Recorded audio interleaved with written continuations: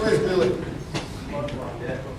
Now, Bill was, when I was talking to Bill about doing the speech, his brother, Luke, a couple of years ago, I don't know how the system worked in those days, he gave a speech at lunchtime and in the evening, and it was recognised at the time his lunchtime speech was one of the worst ever given in history, and then he turned up that night and gave a great one. And Billy was a little bit disappointed on missing out tonight, but I said, he told me he had the Bradshaw vice captaincy over his brother, he got him on that score. Yeah. So he got in there, and he now got the opportunity to top his worst lunchtime speech ever. So I'm sure that we've got a man here who's ready and willing to entertain us. So here's Billy Skelton.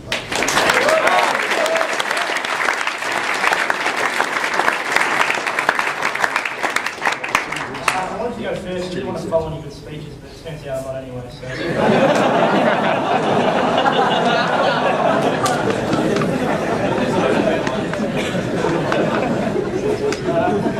Good morning, class. Teachers in the grade 1 class 2009, and is Jesse Spry here? Should be acknowledged as well. Is 2010. The point of me speaking today is representing you guys in the Castlefield folk. It's an honour to be speaking, of course. Then I found out last week there was actually a petition going around to get you replaced by celebrity speaker Little Bow Wow. It was a bit strange. He couldn't fit in his schedule. But we thought today, Wiz and Maven, we're worrying about the same things you guys are. The Wiz, I know, he's worrying about university and what he's going to do later. I'm worrying about my first job and will I fit in. And the Maven's, he's just really curious about puberty.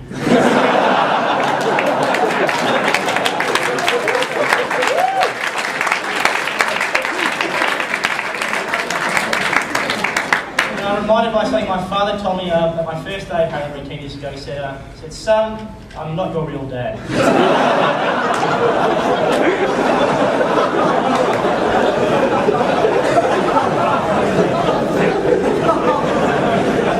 been at Haileybury for 10 years now. It's a long time. In 10 years I could get an education. I could listen to Masashi make 2 speeches. And, I came to class 10 years ago. I had a giant head. And on the first day, I was sitting there in class and I drew an army tank shooting someone right in the face. And just sitting there and when you saw it, I went straight away, rang my parents, and there was this big kerfuffle. Was I a sociopath? Was I not? I wasn't. I also played my first game of soccer on the oval. Coming from a public school in Auburn Primary, the only game I'd ever played on oval was beat up Bill Skelton. I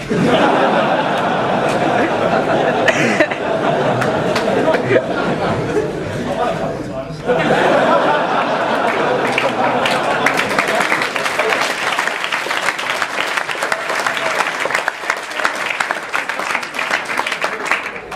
To make. In Year 5 camp, I waterbombed the teacher's cabin. I never got caught, I never told anybody.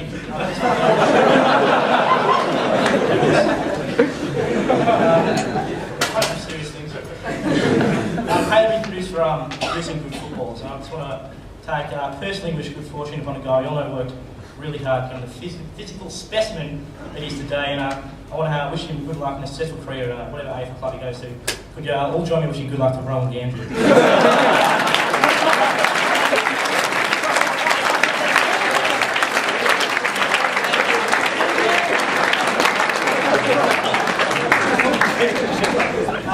I remember in Castlefield, Mr. Harrison moved out to New Orleans to sort you guys out.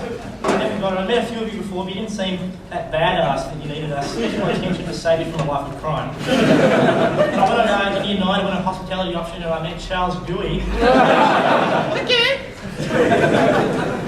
I'm going to apologise, I said this joke at house dinner but it killed, so I'm going to say it again. At senior school we get a lot of opportunities. Being in Bradshaw House, if you don't know, every Wednesday a few students go to Montclair House and spend quality time with mentally handicapped children. It's been very rewarding to spend one-on-one quality time with Luke Grabowski. I'm getting to know him. At the start of the year I had a conversation with a few guys, just mentioned earlier actually, about how to get rid of anything named Galen. And Dylan Summers said, you know what we should do? We should organise an all-male ultimate frisbee tournament.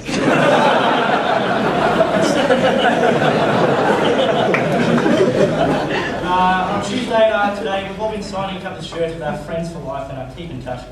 That's okay. What I was doing, however, I was writing on your backs. I've been secretly writing fake memories. Making interest in 25 years, you're like, what? I wrote something like the lines of, hey, remember that time we stole Mr. Lisa's hat? Keep reading those alligators. Yours forever, Charlotte. I'll never forget the first time I saw you naked. Love, James Fulton's mum.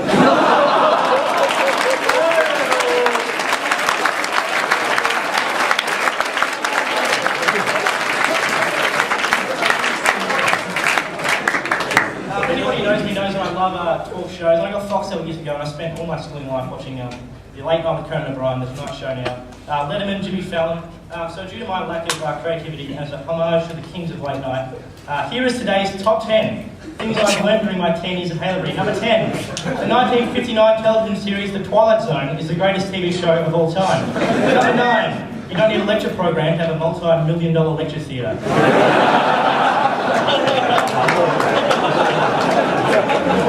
The Simpsons counts as an educational video. Number 7, I do not yet have the ability to grow good-looking facial hair. Nick Shearer hasn't learnt this one yet. 6, Mr. Harrod, Mr. Hibbert and Mr. Alcock telling stories about the gym is a perfectly acceptable substitute for a math curriculum. The 1997 Nintendo video game Mario Kart 64 will be responsible for at least 4,700 lost marks this year alone. 4, if you run away fast enough, you can get away with breaking a window with a basketball. Sports captains do not make good singers. $20,000 a year does not warrant a packet of tissues in my English classroom. And the number one thing I've learned during my 10 years at Haileybury, don't go under the stage without knocking.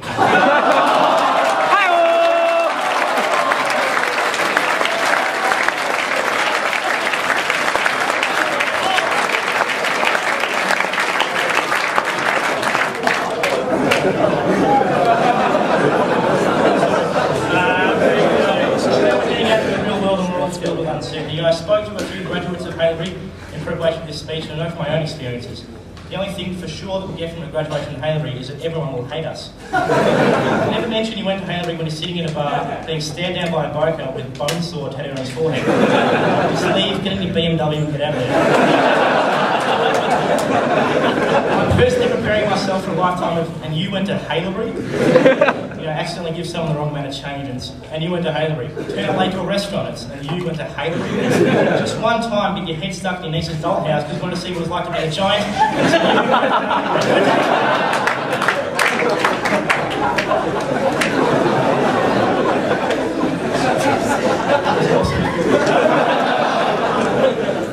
Change pace now. Many of us don't know what we're going to do with our lives. There are a lot of people here, and a lot of people who go to good schools who seem to be so obsessed with success, they forget to have life experiences.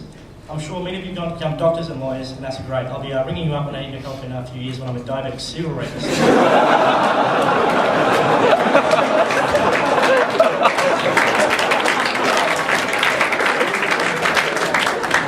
Don't forget to stop and smell the roses. I look around and I see people I have immense respect for.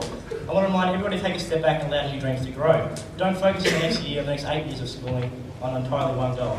As the great social commentator Douglas Coupland said, if you don't change, then what's the point of anything happening to you? So diversify your interests. Start a garden gnome collection. Don't call back radio stations and pretend to be someone else. Become unnecessarily good at Windows pinball. Personally, I'll be taking you off to wear underwear and play video games. I'll work occasionally, but only enough to buy fresh underwear and new video games. When I think back on my time at Haileybury and the few successes I've had, the year 6 undefeated football team, being voted as a prefect and making out with Brooke Shelley.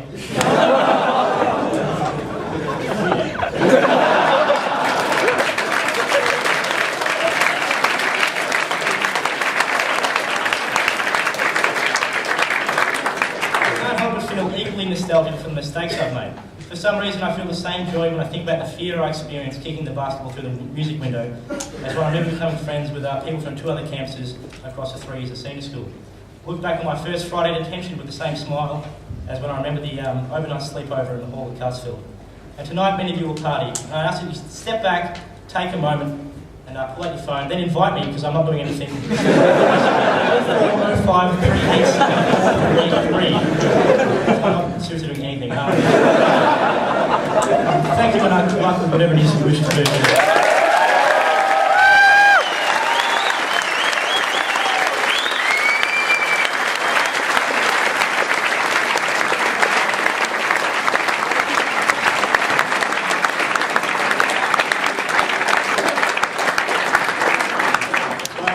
You didn't disappoint us, Bill, and you can certainly go home and tell Luke you've got another one up on him there. I'm sure you will.